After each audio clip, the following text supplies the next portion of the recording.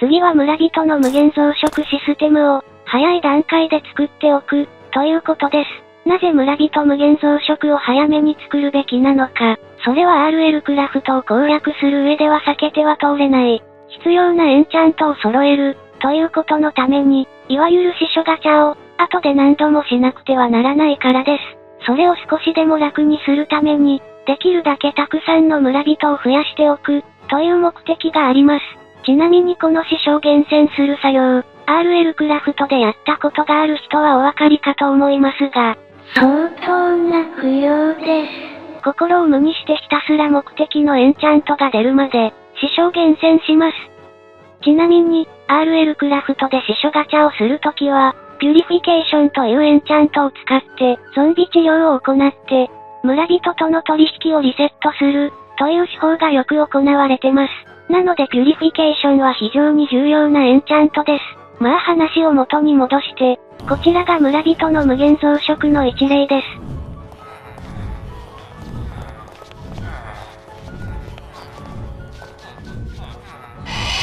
結構ごちゃごちゃしてますね。仕分け装置などで村人を仕分けられるようにしておくと、いいかもしれませんが、まだそこまではできてません。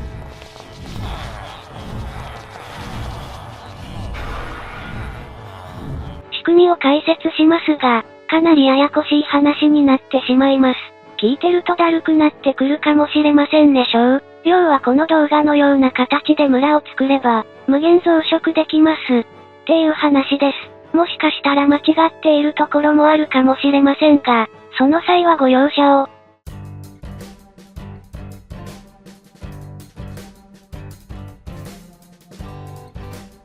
マイクラ 1.12 では村の人口を増やすかどうかは、家として判定されている建物の、ドアの数によって決まります。マイクラ 1.14 で施行された村人アップデート以降と、RL クラフトが動作しているマイクラ 1.12 とは、村のアルゴリズムは大きく異なるので注意しましょう。村に設置してある家判定されているドアの数の 35% を村人の人口が下回ると、村人は繁殖モードになろうとします。この村には、ここに設置されている16枚のドア以外のドアはありません。なので村人が5人以上いると、繁殖モードにはならないはずです。また、ドアがこのように配置されているこの村の場合、村の人口として、村人がカウントされる計算範囲は、水平方向は村の境界範囲内、垂直方向は村の中心から中心を含めた上下5ブロックの範囲です。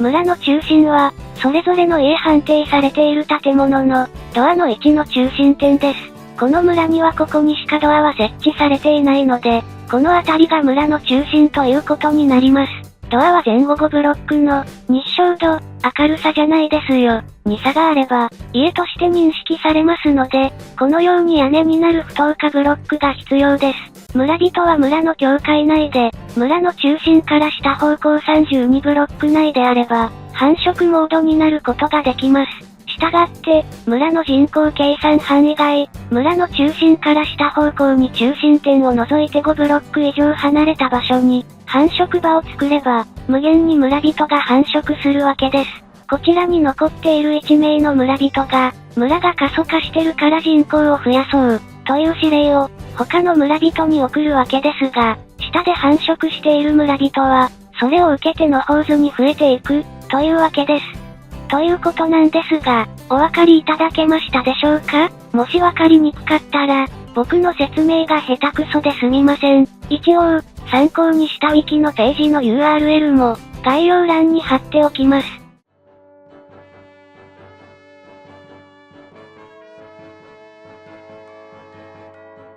これはやっておいた方がいいこと、というよりもやらない方がいいこと、なのですが、RL クラフトでは、いろんな種類の木が追加されており、なかなか渋い色合いの木材も中にはあります。この前紹介したアイアンベリーの木も、なかなか渋い色合いですね。こういった素材を建築で使いたくなる気持ちも、非常にわかるのですが、少なくとも自分の拠点では、建築資材に、木材などの可燃物、丸石、砂利を、使わないようにするのがベターです。その理由としてはまず木材などの可燃物ですが、RL クラフトにはモブイベントといって、いきなり大量の敵が、辺り一帯に湧きまくるイベントがあります。RL クラフトを何時間かやってれば、見たことはあるかと思います。モブイベントにはたくさんの種類があるのですが、シンダーフォールというイベントが発生すると、この、シンダー、というやつがそこら中に湧きまくります。こいつが湧くと、辺り一帯に炎を撒き散らされ、木材の家などの可燃物は燃えまくり、辺り一帯大火事になります。試しにやってみましょう。Cinderfall, prepare to burn.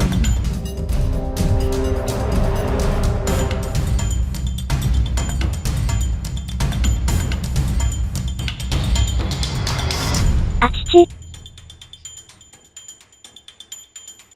こんなのが自分の拠点で発生したらと思うと、建築資材に木材を使いたくなくなりませんか？僕も何度かひどい目にあったことがあります。あとは他にはこのエラプションというモブイベントも凶悪です。このイベントで湧く敵は溶岩や炎をあちこちに撒き散らしまくる、最悪の奴らなのですが、特にこのボルカンというやつには注意です。こいつは丸石や砂利を溶かして溶岩に変えてしまう能力を持っています。なので、丸石でできた建物を溶かされて溶岩に変えられて、やはり辺り一帯を大火事にしてしまう。これまた最悪のモブイベントになってます。モブイベントは他にも色々あって、他にも凶悪なモブイベントがたくさんありますよ。こちらも試しにやってみましょう。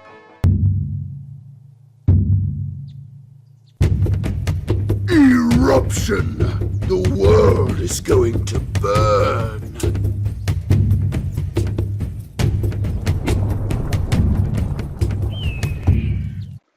丸石でできた建物が、溶岩に溶かされています。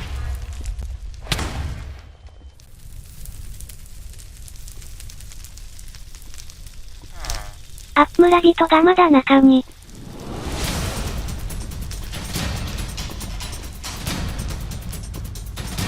早く逃げろ。お前がコマンドで引き起こしたせいだろ。あ、そうだった、メンゴ。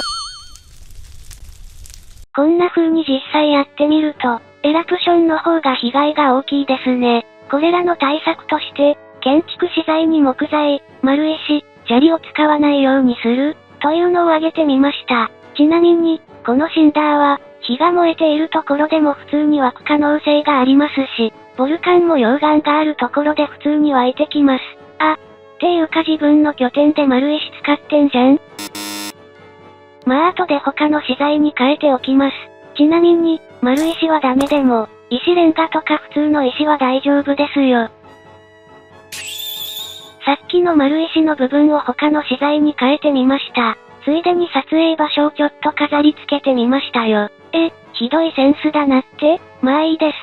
これで序盤にやっておいた方がいいこと6000は全部です。でも実は、序盤にやっておいた方がいいことっていうのは、他にもいくつか思いついたんですが、最初に6000って言ってしまっていたので、一旦ここで一区切りにします。もしよろしければチャンネル登録と、この動画が参考になったり面白かったりしたら、高評価ボタンを押してくれるとすごく嬉しいです。今回もご視聴ありがとうございました。